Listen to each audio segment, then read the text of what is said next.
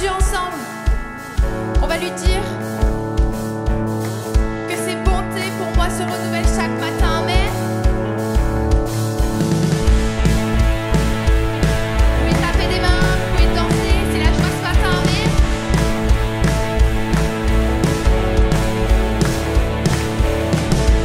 Chaque matin, tes bontés pour moi, Seigneur, se renouvellent. Chaque matin, tout au fond de mes pensées, ta voix m'appelle.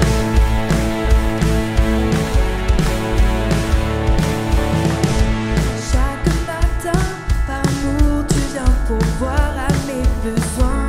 Chaque matin, je choisis d'ouvrir mon cœur à l'Esprit Saint. Même dans l'épreuve, tu veux mettre en moi tes fleuves. Tu es mon Dieu, et je vais te louer. C'est dans tes yeux que je veux puiser ma paix, ma force et ma sécurité. Oui, en tout temps, je te chanterai.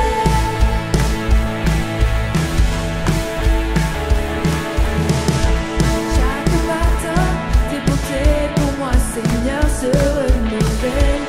Chaque matin, tout au fond de mes pensées, ta voix m'appelle.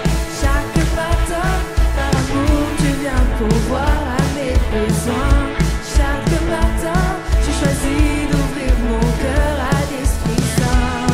Même dans l'épreuve, tu veux mettre en moi tes fleuves. Tu es mon Dieu, je vais te louer. C'est dans tes yeux que je veux puiser ma paix, ma force et ma sécurité. Oui, en tout temps, je te chanterai.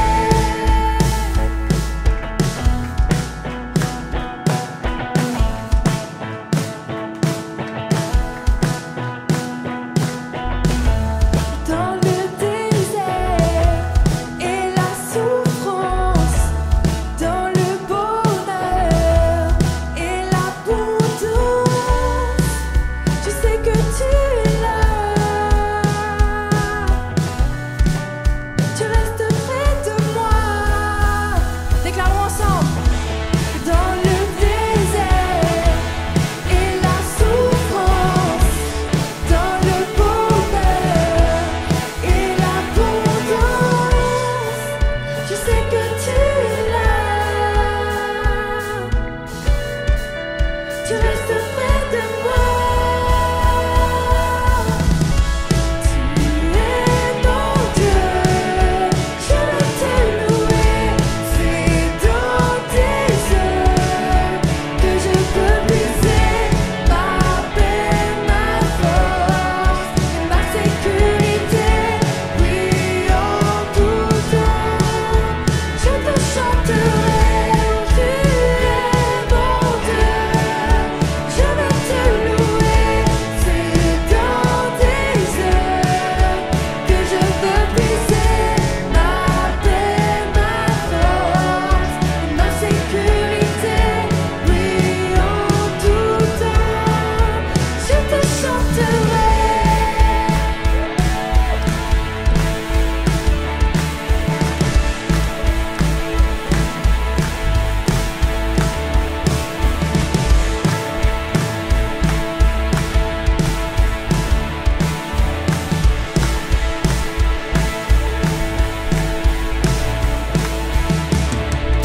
Est-ce qu'on peut pousser un cri de joie vers notre Jésus? Parce qu'il nous renouvelle chaque matin. Ses bontés ne sont pas épuisées pour nous. Amen. Alléluia. Le nom que nous chantons ce matin est le nom de Jésus. Celui qui sauve, celui qui libère ce matin. Chantons son nom.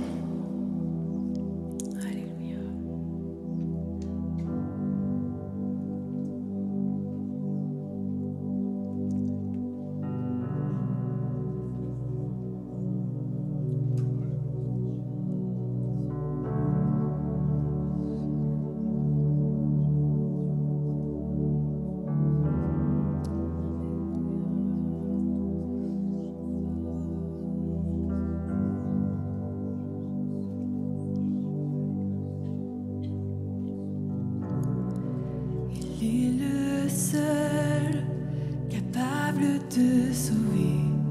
celui que le tombeau n'a pu garder, le seul qui soit digne d'être adoré.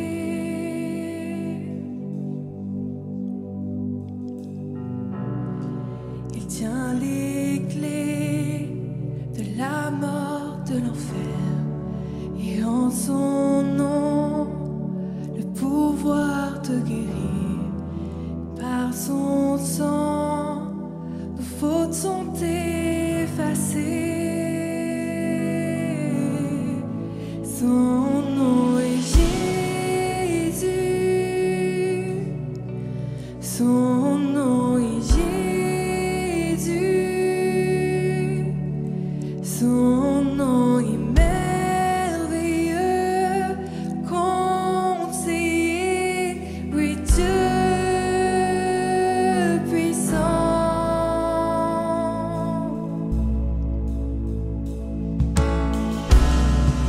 Il paraîtra et tout œil le verra. Les nations glorifieront son nom. Il vient juger les morts et les vivants.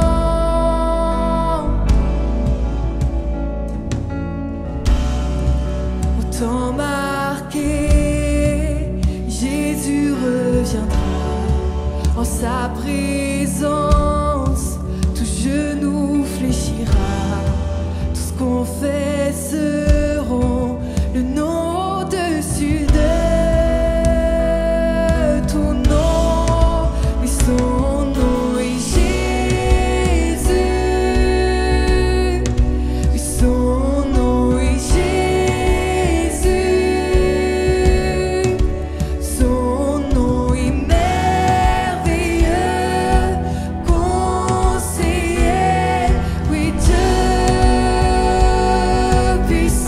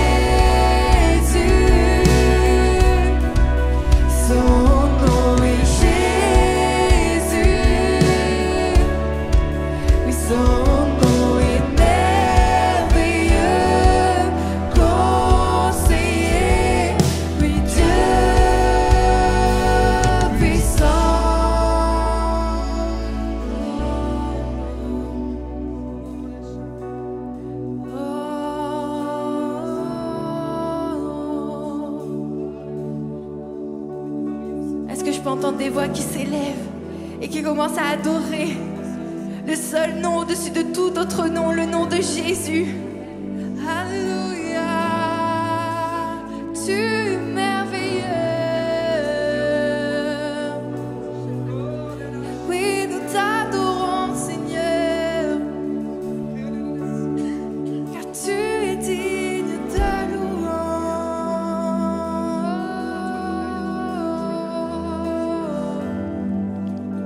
Jésus, nous t'adorons. Nous t'offrons nos vies, et nous chantons, et nous crions, oui, nous t'adorons, nous t'offrons nos vies, et nous chantons, et nous crions. Est-ce que je peux vous entendre crier? Et nous t'adorons, oui, nous t'offrons nos vies, et nous chantons.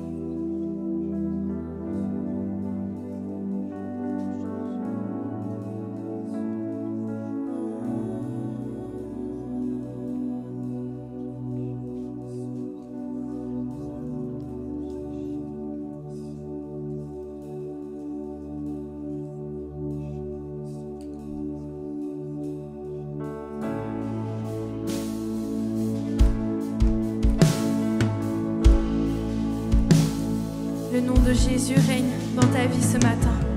Règne dans chaque situation de ta vie. Alors proclame-le ce matin.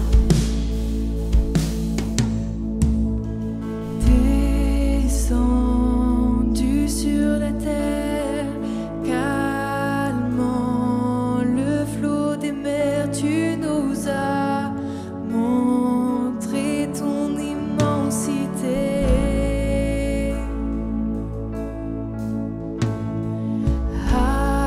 Acclamé en vainqueur, tes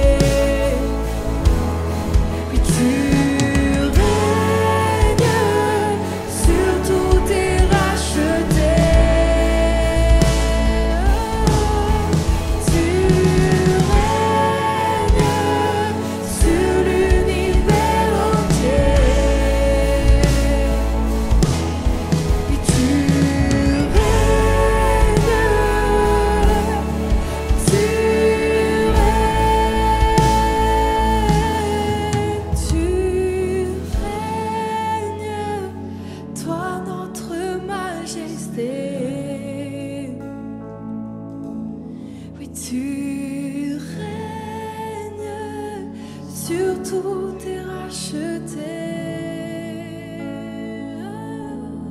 Oui, tu règnes sur l'univers entier.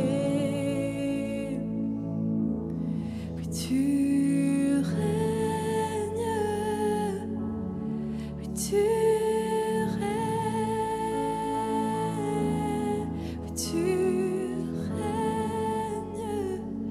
toi notre majesté, oui, tu règnes sur l'univers entier à jamais, oui, tu règnes sur l'univers entier.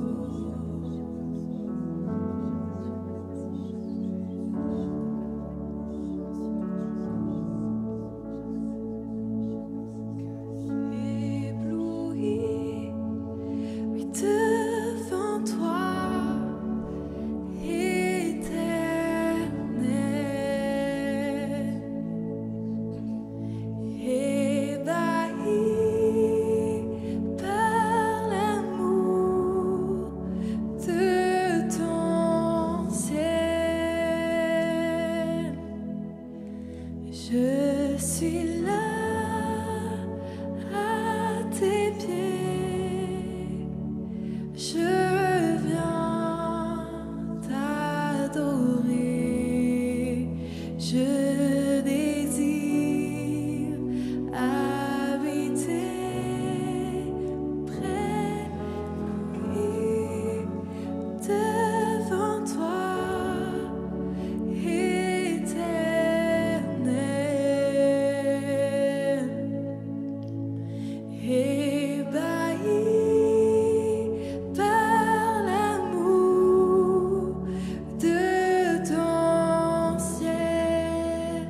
Je suis là, je suis là à tes pieds, je viens t'adorer, je désire habiter près de toi.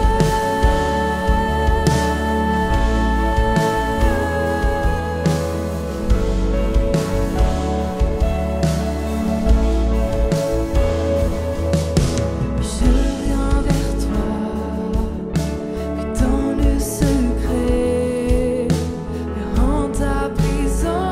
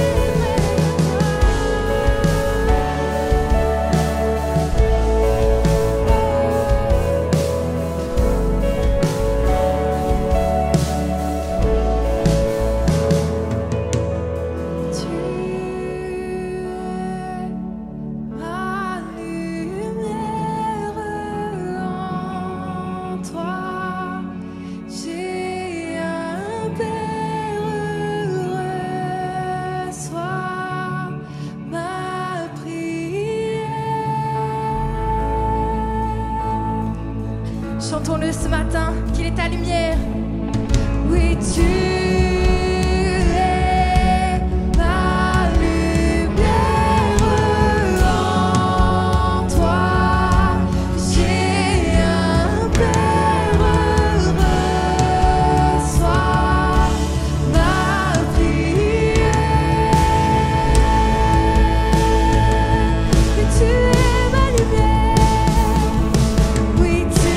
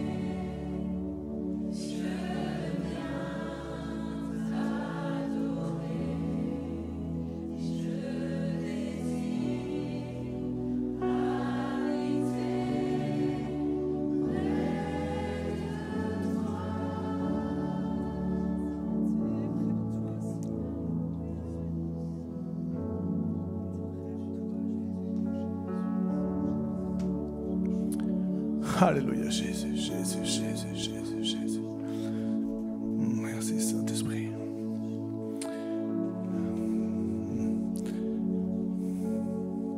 Merci Jésus.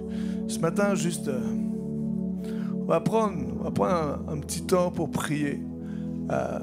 On m'a annoncé que Francis et Jocelyne qui sont avec nous à chaque dimanche. Et Francis a une intervention et son corps a du mal à s'en remettre. Et je veux prier alors qu'on est l'Église qui a une force, qui a une puissance. Je veux vraiment, et si vous pouvez prier aussi, chacun peut prier d'un même cœur pour que le corps de Francis reprenne force et qu'il y ait un miracle au nom de Jésus. Chacun peut prier aussi vraiment. Merci Saint-Esprit, Seigneur. C'est vrai que on vient tous ensemble, Seigneur, devant toi et on veut t'apporter Francis, papa. Tu vois Francis qui est pas bien, tu vois son corps qui est tremblant. Tu vois, Seigneur, combien il a du mal à s'en remettre de cette intervention. Et tu es le Dieu qui est vrai. Tu n'es pas un Dieu qui est loin, tu n'es pas un Dieu qui est inaccessible, mais tu es un Dieu qui est vrai. Tu es un Dieu qui nous donne autorité. Tu es un Dieu qui nous a donné ta parole. Et ta parole nous dit de prier les uns pour les autres. Seigneur, et c'est ce que nous voulons faire. Nous voulons prier. Tu nous as montré combien tu es un Dieu qui guérit, combien tu es un Dieu qui relève, combien tu es un Dieu qui touche. Alors ce matin, Seigneur, l'Église prie. Seigneur, pour Francis, ensemble. Et on te demande de toucher son cœur. Seigneur, qu'à l'instant même, Seigneur, que tout ce qui ne va pas dans son corps disparaisse au nom de Jésus. Tu relèves, Seigneur, ton enfant. Tu relèves Francis. Parce que d'un même cœur, Seigneur, nous prions pour lui. Et Seigneur, tu es proche, tu es avec lui. Il n'y a pas de distance pour la prière. Alors merci, Jésus. Merci pour Francis. Merci, Saint-Esprit. Parce que, Seigneur, nous, on n'a aucune force. On n'a aucune puissance. Mais c'est toi qui es la puissance. Et c'est toi qui es en nous. C'est toi qui fait que Seigneur, tu touches à travers nos prières. C'est toi qui donnes vie à nos prières. Et c'est toi qui vas toucher, Francis. Alors merci maintenant. Merci Jésus. Merci Saint-Esprit. Amen, amen, amen. Ce matin, comme tous les premiers dimanches du mois, on va célébrer, mais d'une façon toujours spéciale, les premiers dimanches du mois à l'église Vivre Libre, parce qu'on va prendre la Sainte Seine ensemble. Alors si tu te demandes, mais qu'est-ce que c'est la Sainte Seine? C'est tout simplement, on commémore la Seine. Et Luc 22, verset 19 nous dit, faites ceci en mémoire de moi. C'est ce que Jésus il dit. Il dit, faites ceci en mémoire de moi. L'Éternel veut qu'on se rappelle du sacrifice de Jésus. Jésus, il est mort à la croix. Et il dit, juste avant le dernier repas qu'il partage avec ses disciples, il dit, faites ceci en mémoire de moi. Pour nous rappeler que Dieu s'est livré. Dieu s'est livré lui-même. Dieu s'est humilié. Lui qui est le roi des rois. Lui qui est au-dessus de toute autorité sur terre, même dans le ciel. Il est devenu, comme quoi pour nous, il est devenu comme les brigands. Il y avait 2 brigands qui étaient à sa droite. Il est devenu comme un pécheur. Pour qui? Pour toi et pour moi. Il a littéralement pris ta malédiction, ma malédiction. À notre place, il a pris notre condamnation. Pourquoi? Pour que nous soyons libres aujourd'hui. Et il veut qu'on se rappelle de ça. Et ce matin, la puissance de la croix, pour toi, pour moi, nous donne cette liberté en Jésus. Tu dois vivre libre, sans accusation, sans condamnation. Mais tu dois vivre avec la présence et la puissance de Dieu. Dieu en toi par son Saint-Esprit. Alors ne laisse rien t'accuser. Ne laisse rien t'accuser. Parce que Jésus t'a justifié. Et ce matin, à travers la Sainte Seine, on veut se rappeler que le corps et le sang de Jésus a été donné pour racheter son Église. On va tout simplement prendre 1 Corinthiens 11, versets 23 à 26. Car j'ai reçu du Seigneur ce que je vous ai enseigné. C'est que le Seigneur Jésus, dans la nuit où il fut livré, il prit du pain. Et après avoir rendu grâce, il le rompit. Et il dit, on va le faire après tous ensemble.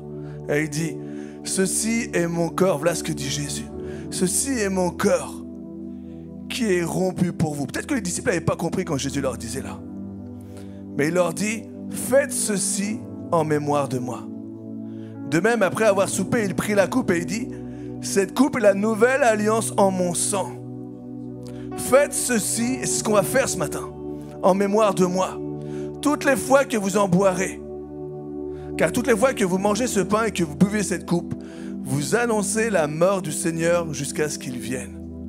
Tout simplement, on veut se rappeler de ce que Jésus a fait pour toi, pour moi. Combien Dieu nous a rachetés. Et aujourd'hui, ne te laisse pas condamner. Tout à l'heure, on était en prière avec le groupe de louanges. Et je leur partageais ce moment important dans nos cœurs et dans nos vies, ce moment de sanctification. Soyez saints comme le Père Céleste est saint. Ne te laisse pas accuser. Mais maintenant, tu peux aussi avancer.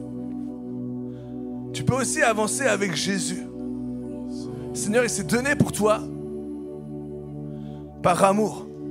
Et nous, par amour aussi, on veut se donner pour Jésus. Alors tout simplement, ne te laisse pas accuser, mais si à un moment, il y a ton âme qui vient t'accuser sur quoi que ce soit, alors oui, tu es justifié par Jésus. Mais en même temps, analyse. Analyse ce qui t'accuse. Analyse quand ton âme vient pour t'accuser. Qu'est-ce qu'il y a qui ne va pas? Qu'est-ce que je fais qui n'est pas bon? Seigneur, je sais que tu m'as justifié, mais maintenant je veux me repentir sur ce qui va pas, Seigneur.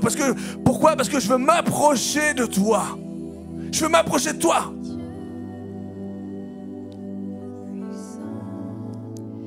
Alors Seigneur, je te demande pardon. Et je prends ton pardon. Je te demande pardon. Et Seigneur, donne-moi de changer de direction sur ce qui m'éloigne de toi. Alléluia. On va prendre ensemble. Donc là, vous avez 2 petits verres. Le pain et le vin. Prenons ensemble le pain. Prenez maintenant.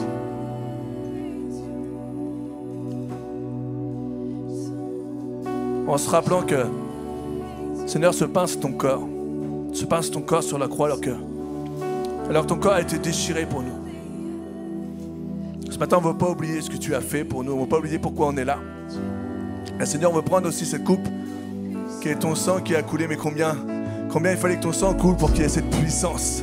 Et Seigneur, merci Saint-Esprit, parce que c'est toi la puissance de Dieu qui est avec nous, en nous. Prenons ensemble ce vin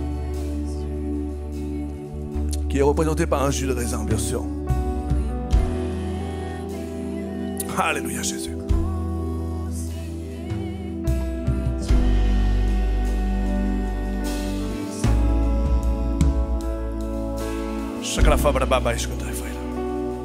Seigneur Jésus.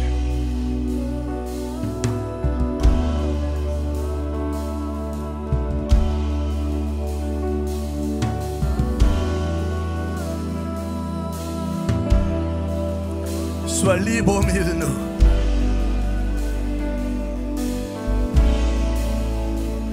Oh Esprit de Dieu, sois libre. Viens Seigneur. À travers cette croix, cette crucifixion et cette résurrection, viens Seigneur ressusciter. Seigneur, tout ce qui était mort en nous. Oh Saint-Esprit.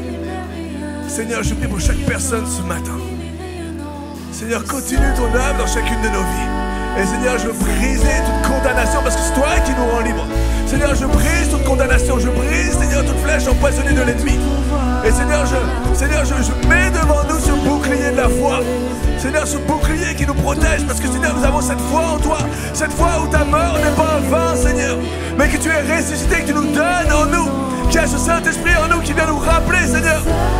Qui vient nous rappeler que ta mort est la puissance et ta résurrection. Seigneur, viens en nous, Esprit de Dieu. Seigneur, pas simplement le dimanche matin, mais à chaque jour. Rappelle-nous, Seigneur, qui tu es. Rappelle-nous, Seigneur. Et donne-nous la force, Seigneur, de traverser la vallée de l'ombre de la mort. Donne-nous la force de traverser l'épreuve et de résister au diable, comme tu nous dis. Saint-Esprit, on t'invite à chaque jour de nos vies.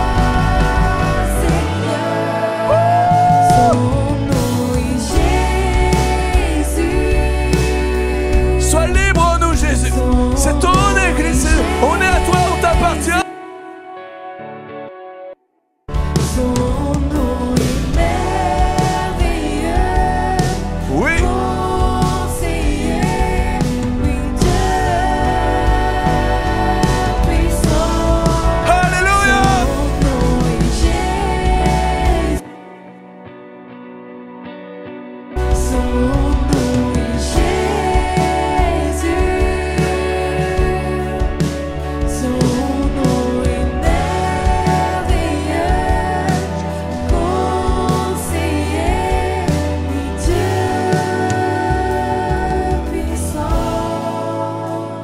Alléluia Jésus.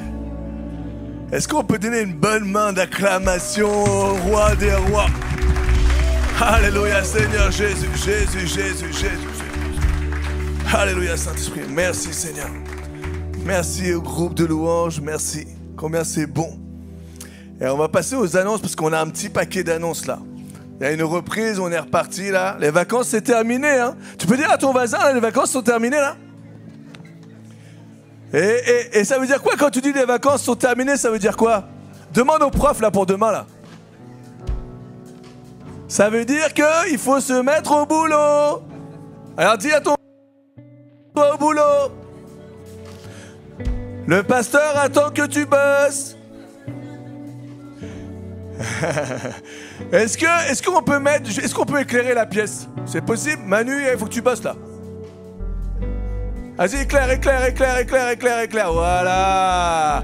Regardez la belle église. Regardez comment les travaux ont été faits cet été-là. Tout est repeint. Combien c'est beau. Est-ce qu'on peut applaudir tous les bénévoles là? Il y a eu du boulot. Et vous voyez pas tout. On a refait aussi tout ce qui est ici.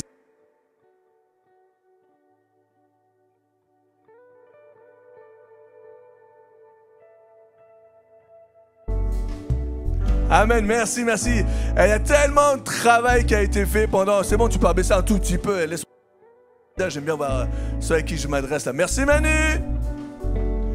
Il y a eu du gros travail qui a été fait. Je voudrais vraiment... Est-ce qu'on peut Je vais vous dire après pourquoi applaudir. Amen.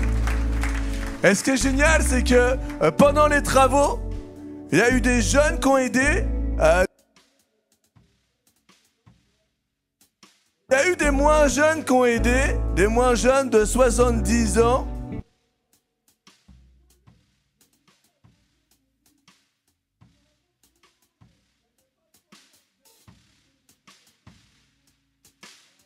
Comme on peut, mais c'est génial. Vous verrez là, les toilettes aussi ont été refaites, c'est super joli.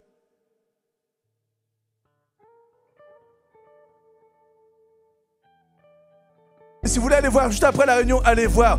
Parce qu'on veut le meilleur pour vos enfants. C'est important. C'est important. Donc, juste après, allez voir un petit peu et on n'a pas fini. Mais il y a eu une grosse partie du travail. Vraiment, encore merci. Donc, les annonces, bienvenue à ceux que j'ai pas vus ce matin. Et j'ai pas vu grand monde.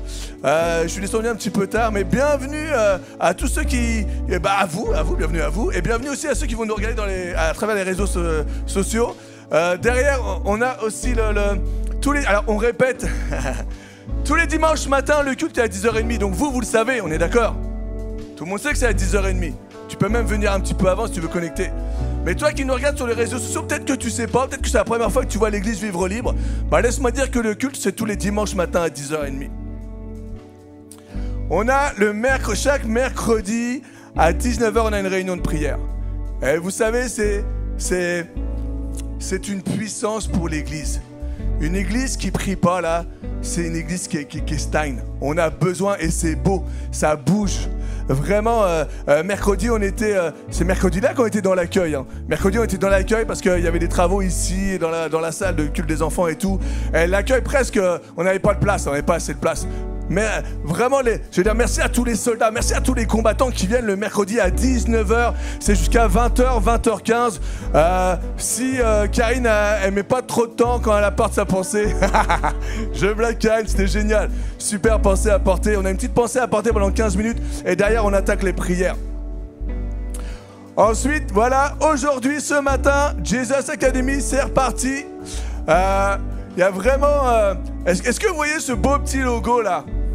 Voilà. Ça c'est bon, ça c'est ce qui est réalisé sur la salle du culte des enfants. Est-ce qu'on peut me dire qu'est-ce que dit Jésus? Vous voyez ce que dit Jésus là? On peut me le dire? Yes. Voilà. Voici comment j'ai sauvé le monde. Et ce qui est marrant, c'est que Jésus il dit ça à Chewbacca. Alors moi je cherche ce matin, c'est qui Chewbacca dans l'église? Ouais, Chewbacca. Amen. Derrière, on a... Non, c'est pas tout de suite, ça c'est pour après. Là, c'était la blague. Non, là, on est déjà parti trop loin, là, faut revenir. Voilà, samedi 16 septembre, femmes d'influence, à 10h. Rejoins des femmes qui font la différence. Très bon, très bon. Samedi à 10h, ça reprend. Et merci de venir pour vous inscrire, de venir voir soit ma femme, si tu veux bien te lever. Voilà. Ou soit Momo, mais Momo est déjà debout. Donc pour vous inscrire, soit ma femme, soit Momo, ou soit Catherine, mais Catherine, elle n'est pas là. Elle est en vacances. Elle n'est pas encore revenue. C'est beau les retraités. Ensuite, là, c'est une nouvelle série, si je ne dis pas de bêtises. Le monde d'aujourd'hui, c'est pour les 12-17 ans. Le monde d'aujourd'hui est... la pensée qui va t'apporter, le message, c'est là où tout commence. Dimanche 17 septembre de 14h à 17h. On est d'accord, les responsables des ados? Ça marche. C'est beau ou c'est pas beau? C'est génial, hein? Alors ensuite, on a les jeunes adultes. Alors les jeunes adultes, c'est à partir de 17-18. Quel âge? Hein? Ok, Fred, quel âge? T'es sûr? Ok, je vais vérifier si c'est pareil. Donc 18 ans, les jeunes adultes, samedi 16 septembre, c'est parti aussi, ça travaille dans tous les... Vous m'avez compris? Tous les domaines, voilà, c'est parti. Ensuite, on a une agape le 8 octobre, dimanche 8 octobre, agapé. Connectons tous ensemble autour d'un repas convivial. Ça, c'est génial. Et en même temps, ce que je disais, si 6 ou 7 personnes peuvent venir à l'accueil, voir Anne. J'avais dit qui la semaine dernière, je ne sais plus si c'était Jennifer, je crois. Voir Jennifer, si vous voulez bien faire 6 ou 7 gâteaux qu'on va partager le dessert ensemble. Chacun ramène à manger là pour lui là, et sa famille bien sûr. Et ensuite, ce serait bien qu'on fasse un petit dessert tous ensemble. Donc, allez voir Jennifer pour qu'on s'organise un petit peu, 6 ou 7 gâteaux. Et franchement, vous avez le temps du 8 octobre, entraînez-vous. Entraînez-vous. Invitez Mika et tout, c'est lui. Voilà, il faut un cobaye. Invitez Mika juste pour le dessert là. Ensuite, on a la garderie. Alors la garderie, ça va être chaque dimanche. Alors là, je vais vous prendre 2 petites minutes. La garderie, ça va être chaque dimanche. Ça commence la semaine. Bénévole. Nous avons besoin de volontaires pour soutenir Morgane. Merci aux parents de se relayer en participant à ce service. Tout simplement pourquoi? Parce qu'aujourd'hui, on a Morgane qui s'occupe donc de la garderie. Mais Morgane ne peut pas s'occuper toute seule de la garderie. Ok? Ne serait-ce parce que s'il y a même seulement 3 enfants, 3 ptios, et qu'il y en a un qui a envie de faire pipi là, elle ne va pas laisser les 2 autres. Alors parents, je vous demande d'aller voir Morgane, parce qu'il faut, pour être bien, je pense, 2 personnes. Morgane, dis-moi si je m'en... Voilà, Morgane, elle me fait un petit hochement de la tête. Il faut 2 personnes. Alors, si on peut avoir 2, donc une personne, Morgane et une autre personne, mais en même temps, je vais vous dire, si tous les dimanches, vous êtes de service, est-ce que vous allez apprécier? Non. Il y a un moment aussi où on a besoin de recevoir. Donc, Morgane aussi, il y a un moment où on a besoin d'être ici. Donc, ce serait bien aussi qu'on libère Morgane au moins un dimanche quand même par mois, ce serait génial. Si on peut 2, ce serait encore le top. Donc ça veut dire que 2 parents aussi pouvaient se relier. Donc parents, vous qui allez amener vos enfants à la garderie à partir de la semaine prochaine, prenez contact avec Morgane pour savoir et donnez-lui des dates où vous êtes libre. Comme ça, on va organiser. Moi, demain, si j'avais un petit là, mon dernier petit, il est là. Tu vas aller à la garderie? Bon, voilà. Ouais, c'est mon plus petit. Donc, mon dernier petit, il est là et il ne veut pas y aller. Bon. Mais si j'avais un petit, on se relayerait. Il n'y a pas de problème, c'est normal. Je garde des enfants et c'est le jeu, et on garde mes enfants. Ok? Donc, allez voir Morgane, n'hésitez pas. Ensuite, divers. Donc, nous avons encore des objets trouvés. Bon, je pense que ces objets... Voilà. Ah oui.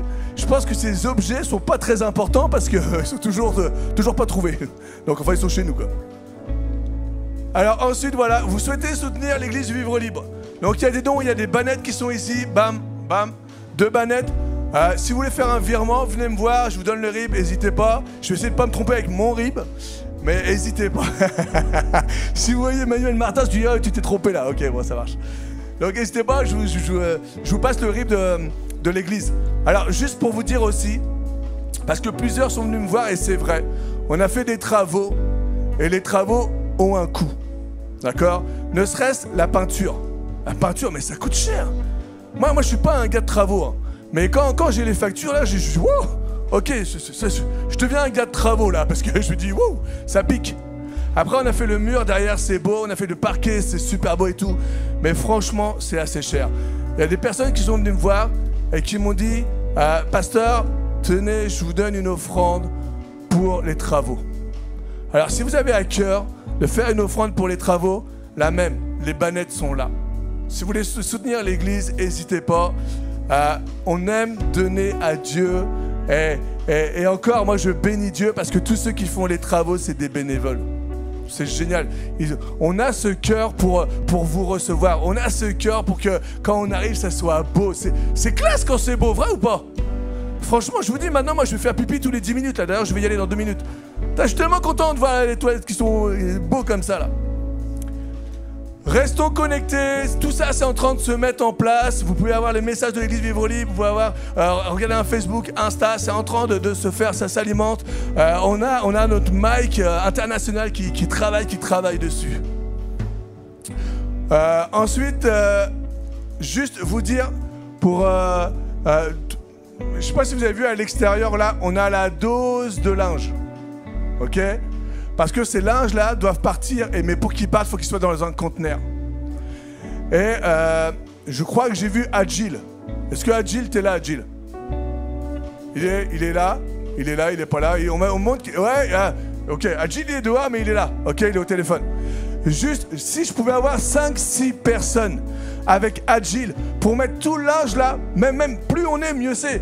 Comme ça, on se fait passer les gros sacs de linge là, bam, et on le met dans le conteneur. Et ça libère toute la place pour remettre ensuite du linge. Donc si après, juste après le culte, là, 5-6 personnes pouvaient aller directement avec Agile là pour remplir le conteneur, ça serait génial. Ok? Je compte sur vous. Oh, devant tant d'enthousiasme. C'est trop génial. Et la dernière annonce, je vais appeler Christelle. Christelle, depuis, elle se reconnaît. Elle fait une petite annonce pour vous. Bonjour à tous. Donc pour ceux qui ne me connaissent pas, je suis Christelle. Je suis responsable des colis alimentaires. Et moi, je fais appel à vous parce que nous sommes à la recherche pour constituer une 3e équipe d'un chauffeur qui pourrait aller jusqu'à Neuchâtel chercher la ramasse et revenir ici. Donc en fait, on aurait besoin d'une personne ça lui prendrait de son temps 3 heures à peu près, parce qu'il faudrait revenir pour 11 heures. Le temps d'aller chercher le colis et de revenir, il faut compter à peu près 11 heures, décharger le camion et après il peut être libéré. Donc si vous avez à cœur de nous aider pour qu'on puisse tourner toutes les 3 semaines et libérer les personnes qui font déjà les colis, ce serait bien. Donc merci à vous. Si vous souhaitez, vous pouvez venir me voir à la fin du culte. Merci.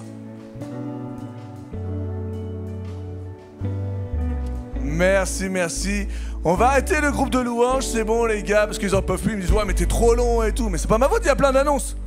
Est-ce que j'y suis pour quelque chose? Non, merci les gars. Merci. Et donc, le pasteur Seb est parti au Canada pour une nouvelle saison. Mais là, on a déjà balancé mon truc, là. On a déjà balancé. Mais aujourd'hui, ça va être le premier message du pasteur Seb parce que vraiment, j'avais cette vision quand on a pris l'église, quand j'ai appris avec l'équipe, ma femme, tout ça, quand on reprend un peu cette église. Enfin, on est en relais avec Seb, là, dans l'église. Et du coup, Seb va apporter une fois par mois un message en vidéo. Et là, c'est le premier message. Alors, soyez tolérants avec lui, parce que de toute façon, il n'entendra rien, là. Mais je vais tout répéter. OK? Donc là, maintenant, on peut baisser les lumières. Et là, maintenant, alors, dormez pas quand on baisse les lumières. Hein. Et là, maintenant, tu peux envoyer. Eh bien, bonjour à tous. C'est un privilège pour moi ce matin encore de apporter la parole à l'église Vivre Libre. Ça fait comme 2 mois qu'on est parti, mais vous êtes toujours dans nos cœurs. On pense à vous, on prie pour vous et on est béni et reconnaissant à Dieu des témoignages que l'on reçoit à chaque semaine de gens qui viennent dans l'église depuis peu, mais qui ont décidé de s'investir, de servir. Et je crois vraiment dans l'accomplissement de la promesse de Dieu envers l'église Vivre Libre, envers les ministères respectifs des uns et des autres. Et cette nécessité pour nous qui était de comme s'éloigner afin que l'église puisse entrer dans sa destinée. C'est un privilège pour moi-même, à 7000 km, de pouvoir vous apporter la parole et de pouvoir prêcher un message puissant ce matin, un message que je veux qui va vous construire, qui va vous édifier, qui va vous amener à grandir dans la foi et qui va vous amener finalement, littéralement, à devenir comme inébranlable. Ce matin, j'aimerais avec vous explorer un besoin profondément ancré dans le tissu de l'existence de l'homme, celui de devenir inébranlable. Il y a tellement de situations pour lesquelles nous vivons de l'oppression, nous vivons de l'opposition, nous vivons des combats et dans toutes les choses que nous passons, notre question c'est si ça pouvait simplement ne pas m'affecter. Lorsque la critique vient sur toi, lorsque le jugement vient sur toi, lorsque des situations d'injustice viennent contre toi, on aimerait tous pouvoir dire mais qu'est-ce que j'aimerais pouvoir réaliser que tout cela, c'est juste des pressions de l'ennemi pour me faire chuter, pour me déstabiliser, pour me voler ma foi. L'ennemi, littéralement, est un voleur de joie. Et j'aimerais ce matin t'amener dans un message où nous allons ensemble découvrir des principes bibliques fondamentaux pour faire de toi quelqu'un d'inébranlable. Alors que je préparais ce message, je cherchais, au fond de moi, mais quels sont les gens que je connais, qui littéralement sont des gens, des exemples malgré les coups, malgré les blessures, malgré les injustices, ont continué à avancer, ont continué à marcher pour accomplir la mission qui était dans leur tête, dans leur cœur, dans leurs pensées. Et j'ai trouvé littéralement 2 personnes qui ont réussi cet exploit. 2 personnes qui ont décidé j'irai et puis je serai blessé, je serai affecté, les douleurs seront là, mais je continuerai d'avancer parce que j'ai une mission à accomplir. Et la première personne que j'ai trouvée, littéralement, c'est John McClane. Et est-ce que tu connais John McClane? Si tu ne connais pas John McClane, il y a une image qui va apparaître à l'écran. Et John McClane, c'est le héros de la saga Die Hard. Le héros d'une série de films où le gars est toujours dans des situations extraordinaires. Il se retrouve toujours dans des situations où tout le monde est contre lui, tout le monde veut le tuer, où il y a un enjeu, il faut sauver la ville, il faut sauver le monde. Et ce gars-là se retrouve blessé, malmené, déchiré. Et du début du film à la fin du film, tu ne vois qu'un homme ensanglanté qui marche et qui avance pour accomplir l'exploit et qui va finalement réussir à sauver le monde. J'aimerais te dire ce matin que John McClane est fictif. John McClane n'existe pas. Tu peux penser, espérer, est-ce que John McClane va venir me sortir de ma situation? Est-ce que John McClane va venir me délivrer? John McClane ne viendra pas. Parce que John McClane n'existe pas. Parce que le sang qu'il a versé n'existe pas. Parce qu'il n'y a rien de réel dans tout cela. Tout est fictif, c'est un personnage inventé, un personnage créé.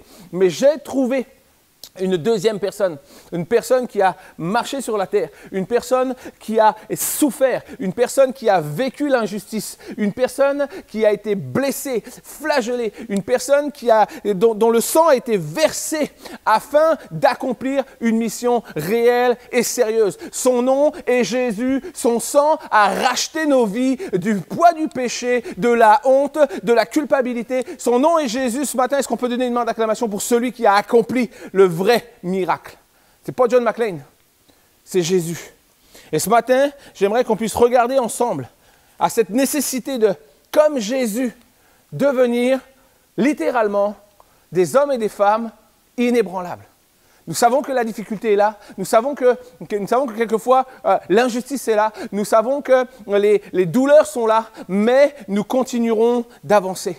La tempête, les tempêtes de manière générale sont des éléments puissants, des éléments d'une force incroyable. Et souvent, les tempêtes produisent des dégâts considérables. Mais nous sommes appelés, la parole de Dieu nous appelle à nous tenir debout au milieu de la tempête. Le titre de mon message ce matin, vous l'avez compris, c'est « Inébranlable ». Soyons des hommes et des femmes qui allons tenir debout au milieu de la tempête. Nous regardons ce matin les perspectives qui vont nous aider à développer une résilience face aux épreuves de la vie. Lorsque l'adversité se présente devant toi, lorsque la difficulté se présente devant toi, lorsque même l'impossibilité se présente devant toi, nous regardons à une résilience qui dit « J'irai au-delà ». Mes yeux ne regarderont pas à ça, mais j'irai au-delà. Pour commencer, j'aimerais te dire qu'être inébranlable, ça ne signifie pas qu'il n'y aura pas de défis. J'aimerais t'inviter dans un monde où il n'y a plus de défis, où il n'y a plus de difficultés, où il n'y a plus de problèmes. Et ce monde existe, mais on n'y est pas encore rendu. Pour l'instant, on est sur la terre. Et être inébranlable, ça ne signifie pas qu'il n'y aura pas de difficultés. Mais ça signifie qu'on va avoir la capacité à rester ancré, à rester stable, à rester debout. Peu importe les vents qui soufflent sur nos vies, peu importe les vents qui veulent nous déraciner, peu importe les vents qui veulent nous sortir, littéralement nous faire plier pour nous briser. Nous resterons debout. Nous resterons debout. Les tempêtes sont tellement diverses, tellement variées. Il y a tellement de sortes de tempêtes que nous pouvons vivre dans nos vies. Et peut-être c'est ton cas ce matin. Les tempêtes, ça peut être des pertes matérielles, des pertes physiques, des pertes humaines. Les tempêtes, ça peut être des échecs, ça peut être des séparations. Les tempêtes peuvent être des maladies, les tempêtes peuvent être financières ou tellement d'autres sujets.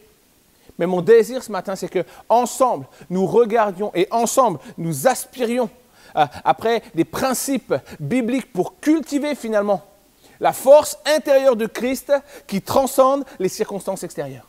J'aimerais qu'ensemble nous puissions recevoir la force intérieure de Christ qui transcende littéralement les circonstances extérieures. Pas juste, je vais aller un peu plus loin que mes peurs et mes angoisses.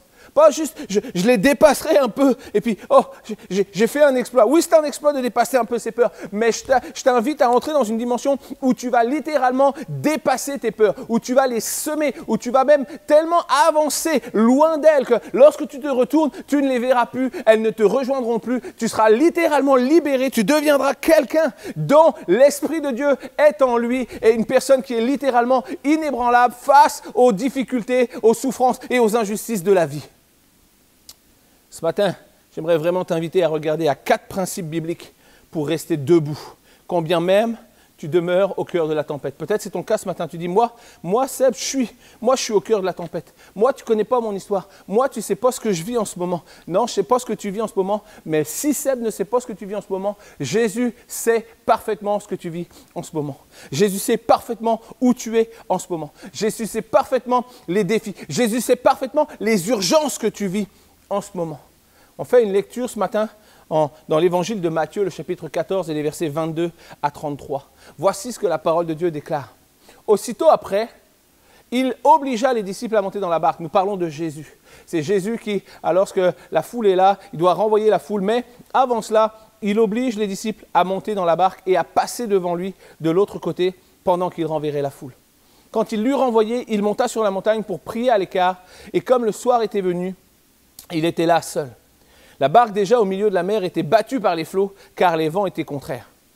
À la 4e veille de la nuit, Jésus alla vers eux, marchant sur la mer.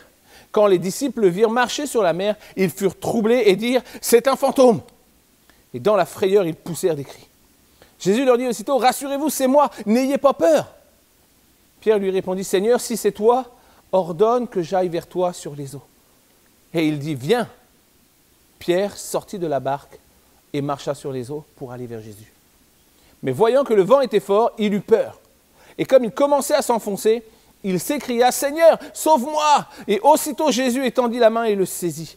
Et il lui dit « Homme de peu de foi, pourquoi as-tu douté ?» Pourquoi as-tu douté? Ensuite, ils montèrent dans la barque et le vent cessa. Ceux qui étaient dans la barque vinrent se prosterner devant Jésus et lui dirent « Tu es véritablement le Fils de Dieu. » Voici le contexte. Nous sommes dans un contexte où Jésus demande aux disciples d'accomplir quelque chose.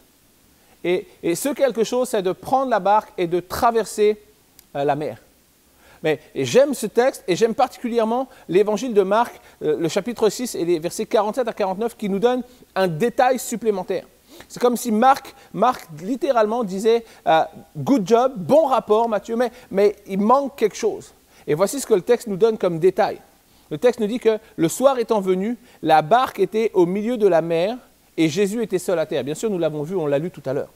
Mais voici l'élément que Marc rajoute. Il dit « Il vit », nous parlons de Jésus, « il vit qu'ils avaient beaucoup de peine à ramer car le vent était contraire. » Marc ajoute un point, il dit, littéralement Marc il dit, l'histoire est bonne, mais tu oublies de préciser une chose, c'est qu'on ramait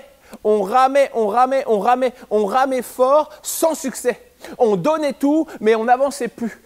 Littéralement, on faisait tout ce qu'il faut pour avancer, mais on était incapable d'avancer. Et même de cela, on était battu par les flots, on ne savait pas ce qu'on allait devenir. C'était important de réaliser une chose. C'est que l'expérience que les disciples vivent à ce moment-là, c'est du déjà vécu. C'est du déjà vécu parce qu'une fois précédente, ils ont déjà vécu une tempête.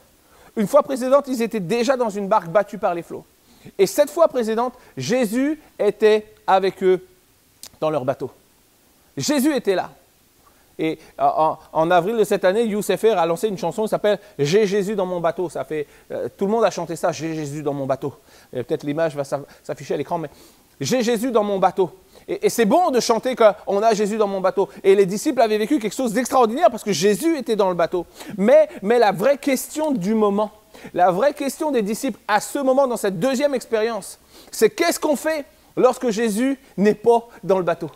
Qu'est-ce qu'on fait lorsque la tempête vient, mais que Jésus n'est pas dans le bateau? Et peut-être tu es là ce matin, tu dis, moi c'est ça, c'est bon, tu as tapé dans l'huile, c'est la réponse que je veux parce que j'ai l'impression, j'ai le sentiment que Jésus n'est pas dans mon bateau. J'ai le sentiment que Jésus n'est pas dans ma galère. J'ai le sentiment que Jésus n'est pas dans ma souffrance, que Jésus n'est pas dans mon compas. Qu'est-ce qu'on fait quand Jésus semble loin? Quand tout est tellement hors de contrôle qu'on se pose même la question, où est-ce qu'il est, Jésus? Est-ce que Jésus m'a oublié? Est-ce que Jésus m'a délaissé? Le problème des disciples à ce moment précis, c'est qu'ils réalisent que Jésus n'est pas avec eux cette fois-ci. Jésus n'est pas avec eux dans la barque. Puis j'aimerais te dire ceci ce matin, conseil, une exhortation que je te donne, c'est que ce n'est pas parce que tu ne vois pas Jésus qu'il n'est pas là. Nous parlons d'un Jésus qui est tout-puissant, d'un Jésus qui est omniprésent, omnipotent, et alors qu'il est hors du temps, il connaît le temps, il sait exactement les choses par lesquelles tu passes, de la même manière qu'il savait les choses par lesquelles les disciples allaient passer. Ce n'est pas parce que tu ne le vois pas Jésus que Jésus n'est pas là. Ce n'est pas parce qu'il n'intervient pas dans ta situation qu'il n'agit pas. Le timing de Dieu n'est pas le timing des hommes. Et au-delà de cela, peut-être même le timing de Dieu est tellement plus parfait que le timing des hommes. Mais nous sommes impatients. Nous voulons voir les réponses tout de suite. Nous voulons les libérations tout de suite. Nous voulons les délivrances tout de suite. Mais Jésus dit, mon temps, le temps que j'ai arrêté, le temps que j'ai préparé pour t'enseigner est bien meilleur que le temps que tu as désiré. L'espoir ce matin, c'est que tu peux bâtir solide. L'espoir ce matin, c'est que même au milieu de la tempête, même lorsque ta barque est secouée de gauche, de droite, tu peux bâtir solide. Tu peux surmonter les tempêtes qui viennent pour te mettre et te tenir en échec. Il y a cette opportunité. C'est possible de bâtir solide dans tes relations au-delà des conflits. C'est possible de bâtir solide dans tes émotions, au-delà de la dépression, au-delà des déceptions. C'est possible de bâtir solide dans ta confiance, au-delà des tromperies et des mensonges que tu as vécus. C'est possible de bâtir solide dans ton amour, au-delà des déceptions. Possible de bâtir solide dans ta foi. Possible de bâtir solide dans tous les domaines de ta vie. Et pour ça, nous devons appliquer des principes fondamentaux que la parole de Dieu nous donne. Et le premier principe, c'est ne doute pas des voies où Jésus t'envoie.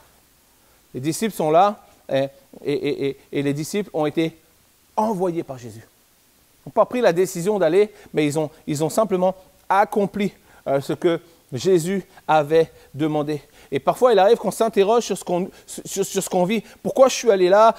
Pourquoi j'ai fait ça? Et puis, voici la situation où je me trouve. Et c'est la conséquence de mes choix. Peut-être même tu es là ce matin, tu dis, moi Seb, tu es bien gentil, mais moi je ne connais pas Jésus. Moi, je suis là pour la première fois. Moi, j'ai avancé ma vie tout seul. Et aujourd'hui, je suis en train de moissonner le fruit de mes erreurs, le fruit de mes échecs, le fruit de mon entêtement. Mais je n'ai jamais invité Jésus à marcher avec moi. J'aimerais te dire ceci, quel que soit l'endroit où tu es, quelle que soit la manière dont tu y es arrivé, quel que soit le temps que ça t'a pris pour y arriver, tu es ce matin au bon endroit pour rencontrer Jésus. Tu es au bon endroit. Et tu n'es pas arrivé ici par hasard, quelles que soient les choses de ta vie, quelles que soient les choses par lesquelles tu passes, quelles que soient les choses que tu aies vécues, avec ou sans Jésus. Jésus l'avait prévu pour t'amener aujourd'hui à entendre le message de l'Évangile qui te dit « Ne doute pas des voies où Jésus t'envoie ». Où que tu sois, tu es au bon endroit pour voir Jésus agir. Ça peut être ton jour ce matin. Les disciples de Jésus avaient de quoi douter. Et pourquoi ils avaient de quoi douter? Parce que certains des disciples, c'était des pécheurs.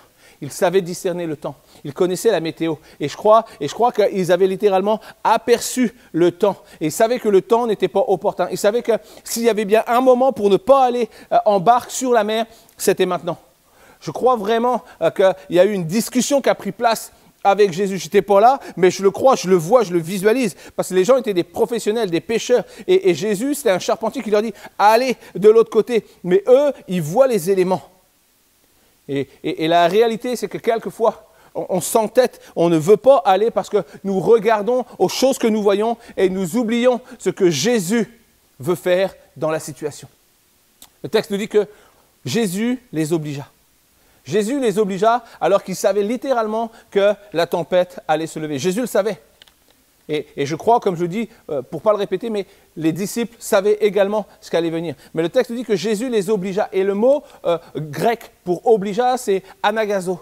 Et anagazo, littéralement, c'est forcer, c'est contraindre. Et j'imagine que la discussion devait être intense entre des marins expérimentés et un charpentier qui veut les envoyer contre le bon sens. Ça n'a pas de sens, ça sonne pas clair d'aller sur la mer alors que la mer est en train de partir en sucette. Mais lui, il dit, allez-y.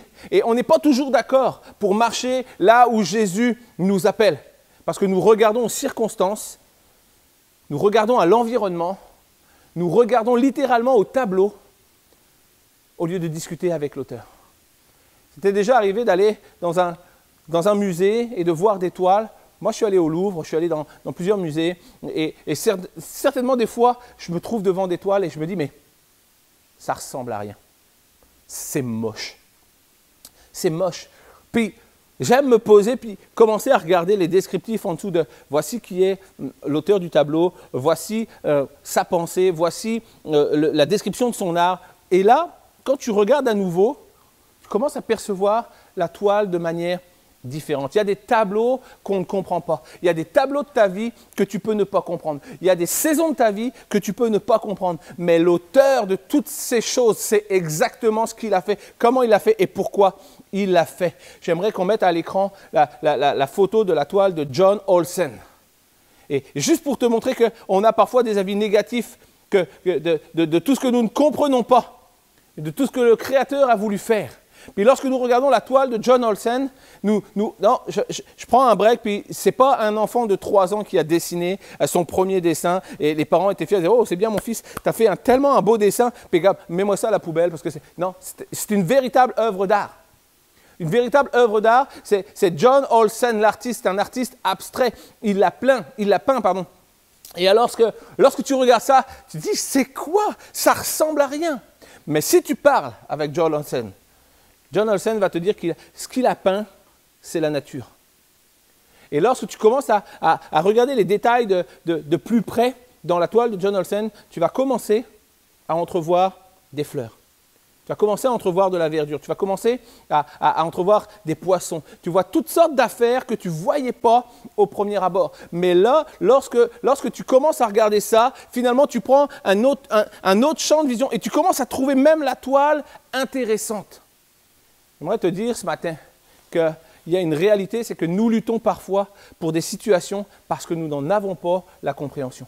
Nous ne savons pas, nous ne connaissons pas, alors nous luttons avec acharnement sur des situations, alors que littéralement, ces situations-là sont des situations dans lesquelles Jésus nous a envoyés. De la même manière qu'il avait envoyé les disciples. On lutte parfois pour des situations parce qu'on n'en a pas la compréhension. Puis j'aimerais te dire ce matin, ne te fais pas une idée sur le tableau de ta vie sans en avoir discuté avec l'auteur. Quel que soit ce que tu passes en ce moment, Dieu est en train de dessiner la toile de ta vie. Il n'y a rien qui est fait au hasard. Tout est parfaitement orchestré, tout est parfaitement dessiné. Et ce que tu vis en ce moment, tes difficultés, peut-être tes combats, tes souffrances, sont tes victoires de demain. Merci pour les amen. Je sais que vous êtes en feu derrière l'écran. Je ne vous vois pas officiellement, mais je sais que vous êtes en feu. Alors merci pour tous ces amen, amen et amen. Est-ce qu'il serait possible finalement? C'est intéressant de réaliser que ce n'était pas la première fois qu'ils vivaient ça. La tempête, ils l'avaient déjà vécue, je l'ai dit tout à l'heure. Et lorsqu'ils avaient vécu cette tempête, ils avaient vu Jésus menacer les flots.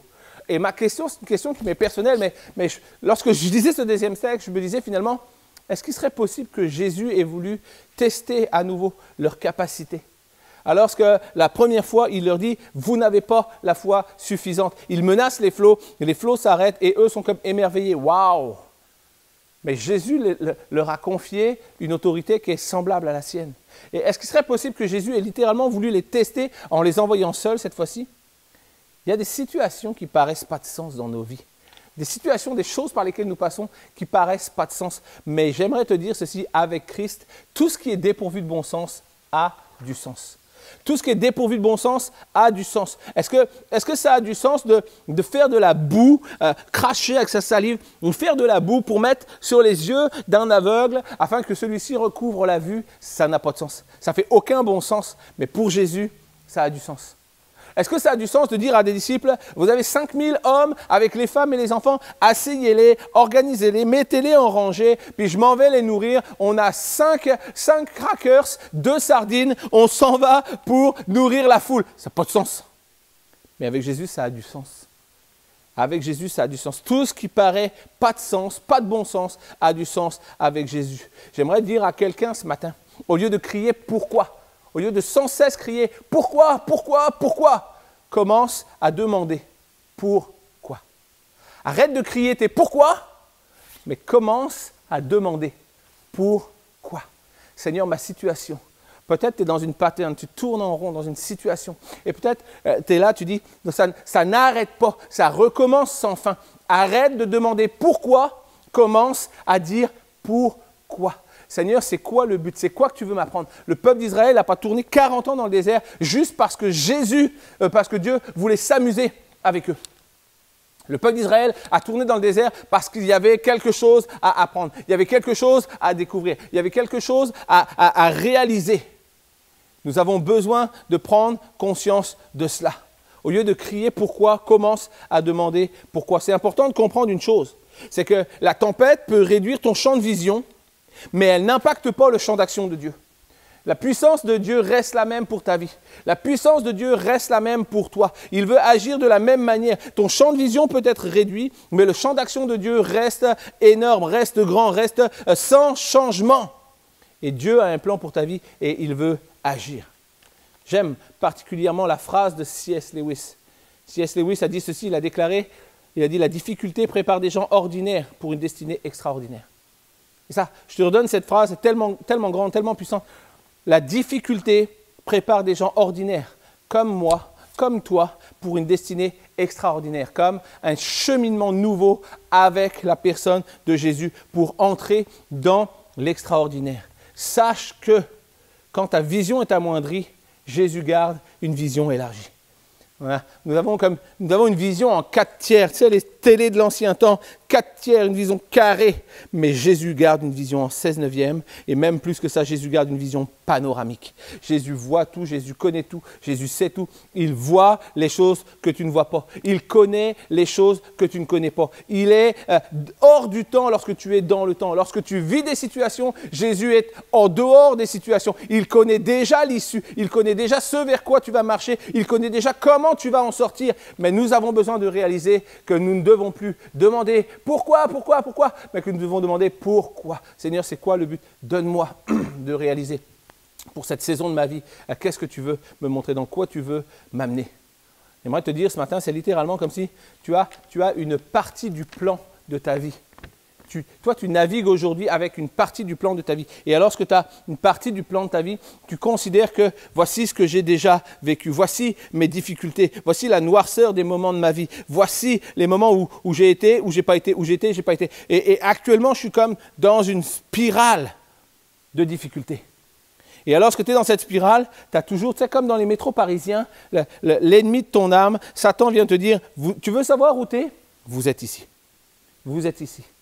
Et alors, lorsque Satan te dit « vous êtes ici », c'est comme s'il insiste, il te dit « tu es ici, tu resteras ici, tu tourneras en rond ici, toute ta vie tu resteras là, tu mourras ici, il n'y a pas d'issue, il n'y a pas d'échappatoire. » Mais nous devons prendre conscience que nous n'avons pas le plan complet. Nous avons une partie du plan et Dieu travaille avec nous. Jésus nous conduit step by step, partie par partie du plan de nos vies. Et si Jésus t'enseigne aujourd'hui que tu as besoin de devenir inébranlable, c'est parce que tu as une partie du plan. Peut-être tu es là, tu dis qu'après ceci, tout va aller mieux. Mais la réalité, c'est que si Dieu te donnait le plan complet de ta vie, tu réaliserais qu'il va y en avoir d'autres des difficultés. Il va y en avoir d'autres des difficultés sur le plan complet de ta vie, le plan que Dieu a. Et alors, lorsque tu regardes finalement à ton plan, à ce que tu connais, à ce que tu vis en ce moment, Seigneur veut te rendre fort maintenant pour t'amener à avoir les victoires de demain. Seigneur veut t'amener à être puissant maintenant, à marcher sur tes tempêtes dès à présent pour pouvoir marcher sur toutes les difficultés que ta vie va cumuler. Quelqu'un devrait dire juste Amen parce qu'il y a une réalité, c'est que Dieu a le plan complet de ta vie et si Dieu ne te le donne pas, c'est parce que s'il te le donnait, tu ne pourrais pas le supporter. Mais la réalité, c'est que Dieu veut t'équiper aujourd'hui pour les tempêtes de demain. Jésus n'a jamais déclaré qu'il n'y aurait pas de tempête. Il a jamais promis que non, venez à moi, puis vous allez voir, tout va être cool, il n'y aura plus de tempête, plus de difficultés, plus de souffrance. Non, non, non, non. Il a déclaré qu'il serait avec nous. Il sera avec nous dans nos moments de joie, il sera avec nous dans nos moments de réjouissance, il sera avec nous dans les moments de souffrance, il sera avec nous dans nos moments de dure opposition, il sera avec nous dans nos moments de combat. Le texte nous dit que Matthieu 28, 20, Jésus a déclaré « Voici, je suis avec vous tous les jours jusqu'à la fin du monde. » Quelqu'un de dire amen. Jésus est avec toi tous les jours. Jésus est avec toi jusqu'à la fin du monde. Jésus est avec toi. Il est celui qui demeure à tes côtés. Sa fidélité ne change pas. Il reste avec toi. Quelles que soient les choses que tu vis, quelles que soient les choses que tu fais, quels que soient les choix que tu prends dans les décisions que tu vas accomplir dans les difficultés de ta vie, Jésus est avec toi. Nous avons besoin de prendre conscience de cela. Ne doute pas des voies où Jésus t'envoie. C'est notre premier principe. Parce que si Jésus t'envoie, Jésus te voit. Principe numéro 2. Nous ne devons pas oublier que Jésus nous voit. Le texte nous dit qu'il vit qu'ils avaient beaucoup de peine à ramer car le vent était contraire. Si Jésus t'envoie, Jésus te voit. Tu n'es jamais hors du champ de vision de Jésus. Jésus sait où tu es. Jésus sait ce que tu vis. Jésus sait tes combats. Jésus sait tes urgences. Jésus connaît ta vie mieux que toi-même. Il vit. Il vit qu'ils avaient de la peine à ramer. Il vit, il te voit toi. Il voit les éléments qui viennent contre toi. Il voit les circonstances de ta vie. Il voit tes peines. Il voit ton découragement. Il voit tes doutes. Il voit tes craintes. Il voit ta souffrance. Il voit tes ennemis. Il voit ta barque. Il voit les flots. Il voit les circonstances. Il voit exactement tout ce qui prend place autour de toi et il te voit toi au milieu de toutes ces circonstances. Et même si les éléments semblent hors de contrôle, il demeure sous le contrôle de Dieu. Tout élément qui vient contre toi, même si ça semble être hors de contrôle dans ta vie, ça reste sous le contrôle de Dieu. Nous devons réaliser ceci, c'est que rien n'échappe à Dieu. Tout est sous son contrôle. Le texte nous dit que les disciples avaient beaucoup de peine à ramer. Et quelquefois, on est là, on connaît toute cette expression de qu'est-ce que c'est que ça veut dire de ramer. C'est comme là, en ce moment, je rame. Tu sais, comme des fois, tu es un jeune homme, une jeune femme, puis t'en es où, sentimentalement parlant, t'en es où? Ah, je rame.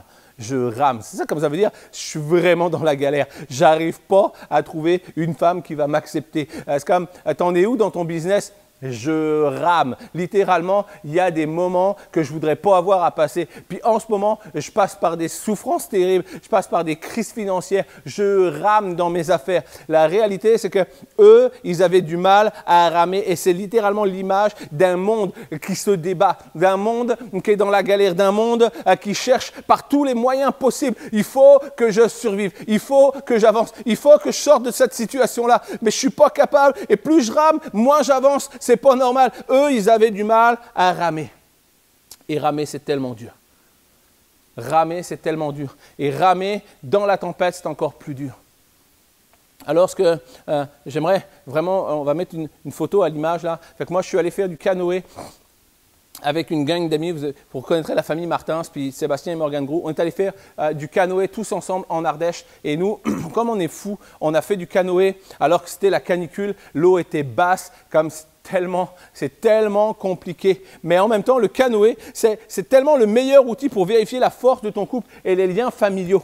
J'aimerais inviter quelqu'un, si tu ne sais pas où tu en es avec ta femme, avec ton conjoint, peut-être même tu n'es même pas marié, peut-être tu te dis, est-ce qu'on y va, est-ce qu'on n'y va pas? Mais j'aimerais t'inviter, va faire du canoë avec ta fiancée, va faire du canoë avec ton mari ou ta femme, puis là, je te dis pour vrai, tu vas voir la solidité de votre union. Parce que le canoë, ça révèle les caractères. Tu as des problèmes, tu penses que tu as des conflits avec tes enfants, va faire du canoë, ça va te confirmer si tu as des conflits avec tes enfants ou pas. Je te dis pour vrai, là, nous, on a fait du canoë. Après, en plus, on est parti pour 13 km.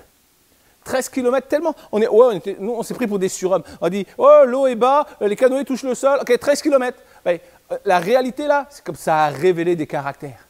Tu sais, au début, tu rames, tu es content, là. Hey, Ramon, hey, on n'est pas bien dans les canoës? Ouais. Sauf qu'à un moment donné, quand tu n'as plus de courant, quand il faut que tu rames, quand ton canot touche le sol, je te garantis, là, ça te fait péter les plombs. Ça te rend fou. Puis là, les caractères sont littéralement révélés. Le canoë, c'est le meilleur outil pour voir comment va ton couple, comment va tes relations avec tes enfants. Là. Mais là, nous, on a juste fait du canoë, puis on était sur une rivière. Mais là, nos disciples, eux, sont rendus sur une mer agitée, une mer qui fracasse la barque. Et le texte nous dit qu'ils avaient du mal à ramer. Il vit qu'ils avaient beaucoup de peine à ramer. Dans toutes les choses, je veux te dire ce matin, que tu sois en canoë sur l'Ardèche, que tu sois dans une barque au milieu de la mer, que tu sois dans des difficultés que tu n'arrives plus à surmonter, quel que soit l'endroit où tu es, dans toutes ces choses, tu ne navigues jamais sous le radar de Jésus. Tu seras toujours, quelle que soit ta situation, quel que soit l'endroit où tu te trouves, quelle que soit la hauteur des flots qui veulent s'écraser sur toi, tu ne navigues jamais sous le radar de Jésus. Jésus garde toujours un œil sur toi. Le texte nous dit, il vit, il les avait envoyés, mais il gardait un œil sur eux, quel que soit l'endroit que tu passes, quelles que soient les choses que tu vis en ce moment, quel que soit le lieu où Jésus permet que tu marches, Jésus te voit, il a un œil sur toi, il sait ce que tu vis et il s'apprête à se lever pour marcher à ta rencontre. J'aimerais te dire ce matin que tu peux voir Jésus agir dans ta situation. Tu peux. Aucune situation n'est trop imposante pour Jésus. Aucune condamnation n'est trop accablante pour Jésus. Il n'y a rien qui effraie Jésus. Il n'y a rien qui retient Jésus. Aucun fardeau n'est trop lourd pour Jésus. Aucune situation ne dépasse sa grandeur de Jésus parce que sa puissance et sa grâce sont infinies.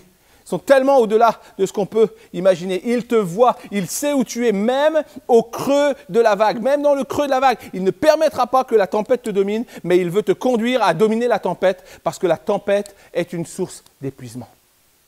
Est-ce que tu es là ce matin et tu te dis, moi, je passe par une tempête. C'est quand même la pattern dans laquelle je me tiens,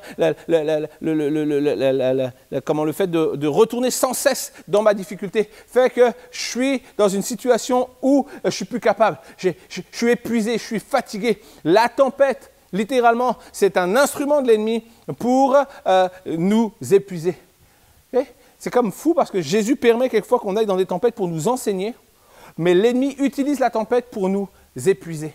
Et c'est incroyable parce que l'ennemi prend toujours les choses que Jésus permet dans nos vies pour nous former, pour nous équiper. L'ennemi prend toujours les mêmes choses pour nous démolir, pour nous décourager, pour nous épuiser. Et Jésus, quelquefois, permet qu'on passe par les tempêtes parce qu'il a besoin de nous enseigner quelque chose. Il a besoin de parler à nos cœurs. Mais l'ennemi, lui, va utiliser cette même source pour nous décourager. Et la réalité, c'est que lorsque nous sommes dans la tempête, la perception des choses, elle est transformée, elle est changée. Et Charles Swindoll a dit ceci, il a dit la vie, littéralement, c'est quoi la vie? La vie, c'est 10% de ce qui t'arrive. Okay? C'est quoi les 90% qui restent? Ben, les 90% qui restent, c'est comment tu réagis à ce qui t'arrive. En d'autres termes, ta vie, elle est régie sur 10% d'actions, 10% d'événements, 10% de choses qui prennent place dans ta vie. Et le restant du temps est occupé à comment on va réagir sur les choses de la vie.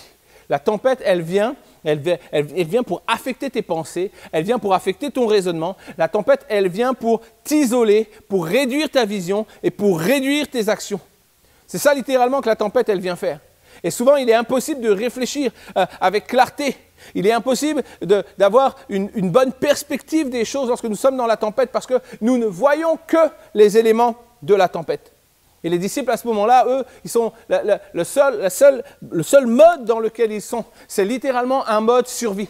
Il faut qu'on s'en sorte. Et peut-être qu'il y en avait qui disaient « Je savais qu'on n'aurait pas dû y aller. On n'aurait pas dû y aller. On n'aurait pas dû avancer. » Est-ce que ça t'est déjà arrivé de dire ça? « J'aurais pas dû y aller. » Ok, Jésus m'a appelé, Jésus m'a envoyé, mais j'aurais pas dû y aller. Et puis, regarde où on en est aujourd'hui. Je savais bien qu'il fallait pas y aller. Ne pense pas comme ça, mais réalise que si Jésus t'a dit « va », il y a quelque chose que tu dois apprendre. Ne refuse jamais une direction dans laquelle Jésus veut te faire marcher. Les disciples, à ce moment-là, sont en mode survie. Pourquoi? Parce que la tempête change leur perception des choses. Là où Jésus dit « allez-y maintenant », alors que la dernière fois, on a passé la tempête ensemble. Allez-y maintenant, je sais et je crois que vous avez l'autorité pour dominer, pour maîtriser la tempête. Et littéralement, eux, dans la tempête, la peur prend le dessus. Ils passent en mode survie. Pas possible de voir autre chose que les problèmes. Et le problème, c'est qu'ils rament sans résultat. Et ça prend littéralement toute leur énergie à tel point que leur clairvoyance est affectée. Ils connaissent Jésus et pourtant, lorsque Jésus vient vers eux, ils sont troublés. Ils furent troublés, le texte dit, ils furent troublés. Ils n'avaient plus la capacité à discerner si ce qui s'en vient est bon ou pas. Est-ce que c'est du bon qui s'en vient? Non, non. Eux, ils étaient tellement accablés, ils étaient tellement dans la souffrance et dans la misère que le texte nous dit, ils furent troublés. Ils n'avaient plus la capacité, plus de discernement. Ils poussèrent des grands cris, ils pensaient que c'était un fantôme. Ils pensaient même que Jésus, alors qu'ils connaissaient Jésus, mais ils pensaient que c'était un fantôme. Ils connaissaient les capacités de Jésus, ils avaient vu Jésus accomplir des miracles surnaturels, mais à ce moment-là, ils voient Jésus, ils pensent que c'est un fantôme. Eux ne voient pas le secours, mais ils voient une épreuve supplémentaire, alors que Jésus marche sur la tempête contre laquelle ils sont en train de lutter. J'aimerais dire à quelqu'un ce matin que quelquefois, nous sommes tellement fixés sur la tempête que nous ne voyons pas que Jésus marche déjà sur nos tempêtes. Jésus marche déjà sur nos tempêtes et nous avons besoin de relever la tête simplement pour regarder à Jésus parce que sinon, il devient facile de confondre Jésus avec un fantôme lorsque nous ne voyons plus ce qui s'accomplit dans nos vies, lorsque nous sommes submergés par les difficultés, lorsque nos yeux sont fixés sur l'épreuve, la difficulté, le découragement et nous pouvons oublier finalement que Jésus marche avec nous. Quelle que soit la tempête ce matin par laquelle tu peux passer, quelles que soient les tempêtes qui pourront venir sur ta vie, nous avons besoin d'écouter la voix de Jésus qui dit « N'aie pas peur, c'est moi ». Voici la phrase, voici la parole que Jésus adresse et qui rassure littéralement les disciples. « N'ayez pas peur ». La tempête peut avoir raison de tout, elle n'aura jamais raison de Jésus. Les flots, les tourments de la vie peuvent tout emporter sur leur passage, mais face à eux, la force inébranlable de Jésus demeure invincible. La tempête peut avoir raison de tout ce que nous avons, de tout ce que nous faisons, elle n'aura jamais raison de Jésus. La tempête peut venir pour nous submerger, nous dominer, mais Jésus dominera toujours la tempête. Amen, amen, amen. Merci pour ces encouragements. La tempête peut avoir raison de tout ce que tu as bâti. La tempête peut avoir raison de tout ce que tu possèdes. La tempête peut avoir raison de tes rêves, de ta foi. Elle peut avoir raison de ta lucidité, de ton raisonnement, de ta clairvoyance. Elle peut même avoir raison de toi littéralement, mais elle n'aura jamais raison de Jésus. La tempête peut dominer ta vie, elle ne dominera pas Jésus parce que Jésus domine les tempêtes. Il t'appelle à marcher avec lui sur la tempête ce matin. Voici la conclusion de mon message ce matin. C'est que Jésus t'appelle à marcher sur la tempête. Jésus t'appelle à marcher sur les crises de ta vie. Jésus t'appelle à marcher sur les bouleversements. Jésus t'appelle à marcher sur les épreuves qui ébranlent ta vie en ce moment. Jésus t'appelle littéralement à marcher avec lui sur ce qui vient pour détruire ta vie. Il t'appelle à dominer les éléments, les événements, les situations qui viennent pour dominer ta vie. Non, tu ne seras pas esclave des situations, mais les situations seront soumises à toi parce que tu marches avec Jésus. Jésus veut littéralement te faire marcher sur la tempête. Et c'est intéressant de voir que dans ce texte, lorsque Jésus se révèle, lorsque Jésus entre dans le tableau, les choses changent. C'est pourquoi nous sommes appelés à marcher sur la tempête qui menace nos vies. Nous sommes appelés à marcher sur la tempête avec Jésus. Et tu peux ce matin marcher sur la tempête. Comment est-ce que je vais marcher, Pasteur Seb? Comment est-ce que je vais marcher sur la tempête? La première des choses, c'est que nous avons besoin, et tu as besoin ce matin, de bannir la peur. C'est ça que Jésus, la première chose que Jésus a dit aux disciples alors qu'il marche sur la tempête, il leur dira « N'ayez pas peur ». Et premièrement, effrayés, les disciples entendent la voix de Jésus qui les appelle à ne pas avoir peur et c'est littéralement un appel apaisant. Nous avons besoin de recevoir un appel apaisant. Nous avons besoin d'entendre la voix du Prince de la paix qui nous dit ce matin « N'aie pas peur ». C'est un appel intemporel à la foi, un appel intemporel à la confiance en Dieu. Quelle que soit la situation que tu vis, nous avons besoin de croire que Dieu est au contrôle. Nous avons besoin de croire que Dieu a le plan complet. Les disciples étaient déboussolés, ils étaient terrifiés, mais finalement, lorsque Jésus parle, ils sont rassurés. Ils entendent sa voix, ils reconnaissent sa voix. Nous avons besoin d'affiner nos oreilles pour entendre la voix du Maître au-delà des flots fracassants des situations de nos vies. En France, il est coutume de dire « T'inquiète, je gère ». Tu sais, on connaît cette phrase-là. Là. « T'inquiète, je gère ». Tu sais, quand les gens commencent à douter de toi, commencent à douter de ce que tu fais, commencent à douter de où est-ce que tu vas, est-ce que tu sais ce que tu fais? « T'inquiète, je gère ». Ça, c'est comme en France, on dit tout le temps ça. « T'inquiète, je gère ». Puis la réalité, c'est qu'il y a un autre principe en France, c'est que lorsque quelqu'un dit « T'inquiète, je gère », c'est là où tu dois t'inquiéter. c'est là où tu dois t'inquiéter. Mais eux, là, les disciples, ils sont là, parce que il n'y a plus personne qui gère. C'est comme très simple, là. Enfin, que personne n'a osé dire, t'inquiète, je gère, parce que tous sont effrayés. Mais lorsque Jésus vient, lorsque Jésus parle, lorsqu'ils entendent la voix de Jésus, lorsque Jésus se révèle, il y a quelque chose de nouveau qui prend place. Et d'un coup, c'est comme ils disent, t'inquiète, il gère. T'inquiète, il gère. Tu peux douter de tout le monde, mais ne doute pas de Jésus lorsque Jésus te dit, t'inquiète, je gère. Pendant que j'appelle les musiciens à venir vers moi, le premier pas pour marcher sur la tempête, c'est de bannir la peur. Le deuxième pas, c'est de retrouver la confiance. Les disciples avaient déjà expérimenté la situation de la tempête et Jésus avait menacé les flots et tout était revenu à la normale. Parce que littéralement, la voix de Christ les rassure. À ce moment-là, ils disent « Jésus arrive ». Mais Jésus a déjà calmé une tempête, puis Jésus va encore calmer la tempête pour nous. Et alors qu'ils reconnaissent Jésus, lorsqu'ils entendent Jésus, lorsqu'ils se rappellent de ce que Jésus a fait, dans leur tête, c'est sûr qu'ils reprennent confiance dans Jésus parce qu'ils savent ils le connaissent, ils savent qu'il a l'autorité sur les éléments, ils l'ont vu faire, ils l'ont vu accomplir, et là, ils s'attendent à ce que Jésus intervienne. Ils reprennent confiance en lui. Et notre problème, des fois, c'est que la confiance nous fait défaut parce que nous ne sommes plus capables d'entendre Jésus. Et nous avons besoin finalement d'affiner nos oreilles. Seigneur, donne-moi d'entendre ta voix dans ma situation. Donne-moi d'entendre ta voix. Mais quelquefois, on est tellement obstiné à penser, tellement en mode survie, il faut que je m'en sorte, et à brasser des idées qui toutes sont des idées qui conduisent à des échecs supplémentaires, des déceptions supplémentaires, que nous n'avons plus la possibilité d'entendre Jésus. J'aimerais dire à quelqu'un ce matin, alors que tu vis dans la tempête, alors que tu passes par une période de trouble, alors que tu passes par des moments de difficultés intenses, arrête de chahuter dans tous les sens, arrête de ramer, pose les rames et commence simplement à écouter pour entendre la voix de Jésus qui te dit « N'aie pas peur ». Et alors que tu vas entendre la voix de Jésus, tu vas savoir que Jésus demeure avec toi, que Jésus est avec toi dans la situation, alors tu vas reprendre confiance. Et la confiance est telle que Pierre lui-même va dire « Si c'est toi, ordonne que je vienne vers toi ». Tu sais? Puis la réalité, c'est que c'est tellement un pari fou. Là. Puis moi, là, je me mets à la place de Pierre. OK? Pris dans un élan de zèle. Père, Jésus, si c'est toi, ordonne que je vienne avec toi marcher sur la tempête. Mais est-ce qu'on peut réfléchir que la tempête n'a pas changé? La tempête n'a pas diminué. La barque est toujours secouée.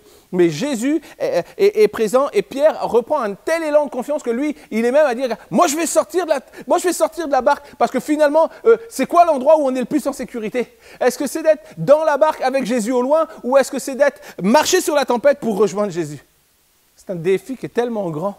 Puis moi, là, je me mets à la place de Pierre. À ce moment-là, c'est comme dans un élan de zèle. Puis moi, je suis spécialiste des élans de zèle. Tu sais? Pour vrai, là, un jour, on est allé en Ardèche. Encore une fois, toujours des souvenirs d'Ardèche.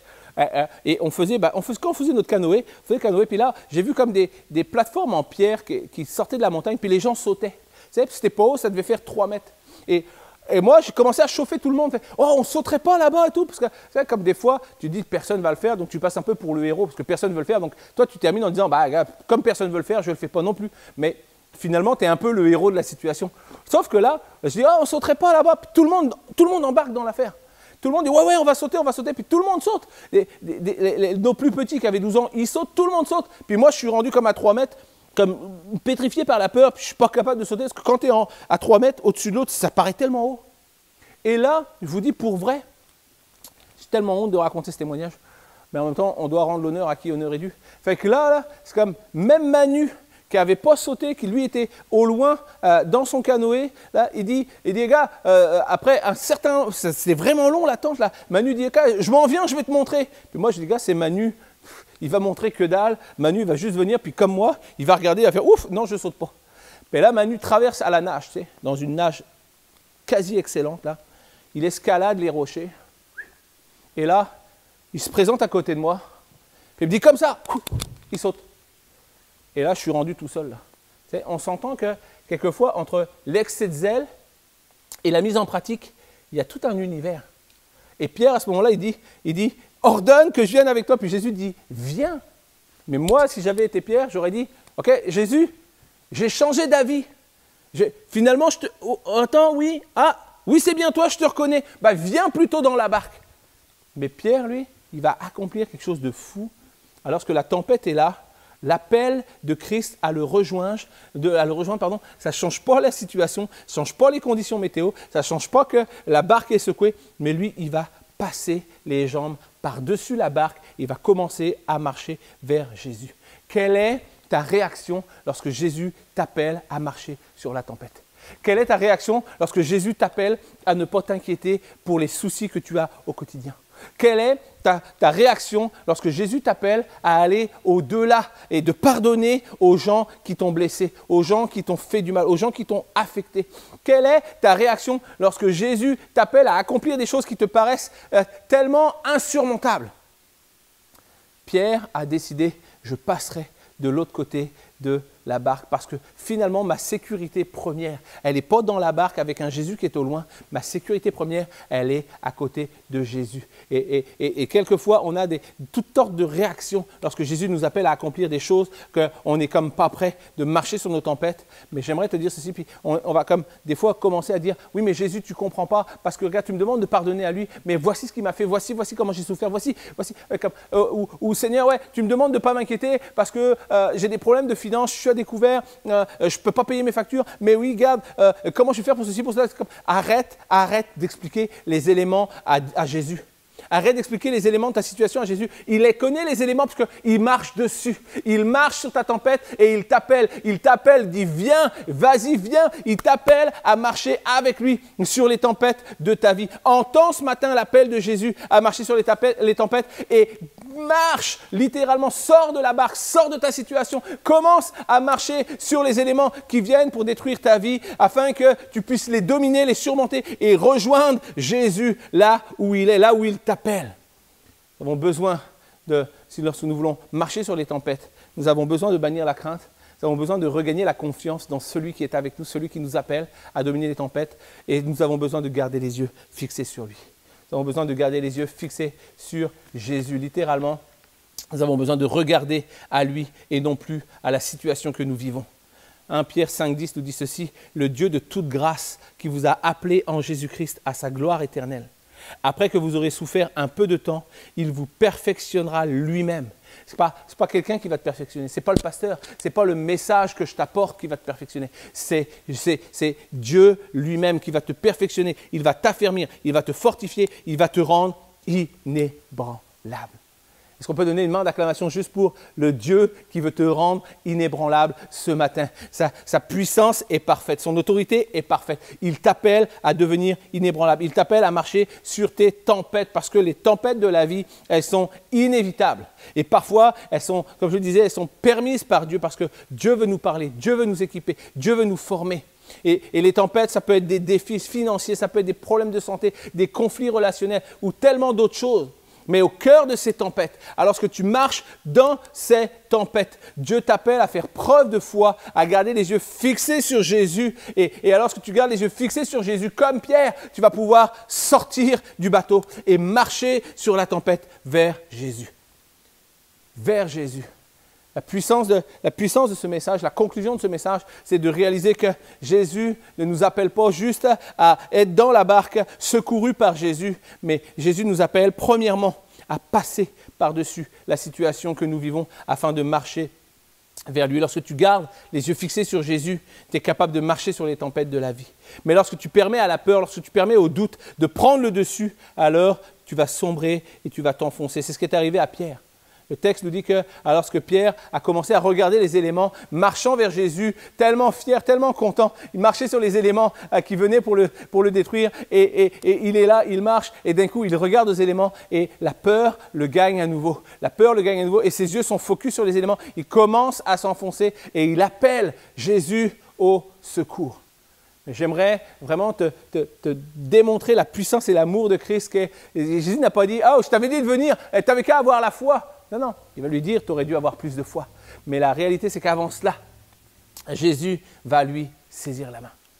Quel que soit le nombre de fois où tu as essayé, quel que soit le nombre de fois où tu as manqué, quel que soit le nombre de fois où Jésus t'a rattrapé, quel que soit le nombre de fois où tu as décidé, je vais remonter dans la barque, je préfère être en sécurité dans la barque battue par les flots, je ne suis pas capable. Ce n'est pas le nombre de fois que tu as essayé qui compte, c'est le nombre de fois où tu vas recommencer pour y arriver. Jésus t'appelle littéralement à marcher sur la tempête. Tu peux douter de tout, tu peux douter des éléments, mais ne doute pas de Jésus. Ne doute pas de celui qui a la capacité de te faire marcher sur tes tempêtes. Douter de la capacité de l'eau à te porter, c'est normal, c'est une loi physique, c'est humainement impossible. Mais douter de la capacité de Jésus à t'y faire marcher, c'est pas normal. Nous avons besoin de réaliser que si Jésus nous appelle, Jésus va te faire accomplir le surnaturel. Il t'appelle à recommencer. Sors de la barque, encore une fois, et fais un pas de plus, Mais dans toutes ces choses-là, garde tes yeux fixés sur Jésus. Je veux dire à quelqu'un ce matin pour conclure mon message que tu peux aujourd'hui décider, je vais garder les yeux fixés sur Jésus et je vais marcher sur mes relations brisées pour les trouver restaurées. Je vais marcher sur ma foi éteinte pour l'avoir brûlée à nouveau. Je vais marcher sur mes échecs pour en faire des victoires. Je vais marcher sur la solitude pour entrer dans des relations accomplies. Je vais marcher sur mes dépendances pour en être libéré. Je vais marcher sur les traumatismes émotionnels, sur mes traumatismes sexuels, affectifs, psychologiques. Je vais marcher sur toutes mes épreuves, toutes mes souffrances. Je me lèverai et je vais marcher gardant les yeux fixés sur Jésus. Nous avons besoin de garder les yeux fixés sur Jésus. Dave Willis a dit la foi, c'est pas un sentiment. C'est choisir délibérément de faire confiance à Dieu, même si le chemin semble incertain. Et peut-être que ce matin, le décor n'est pas propice. Peut-être tu regardes à ta vie et tu dis, le décor n'est pas propice.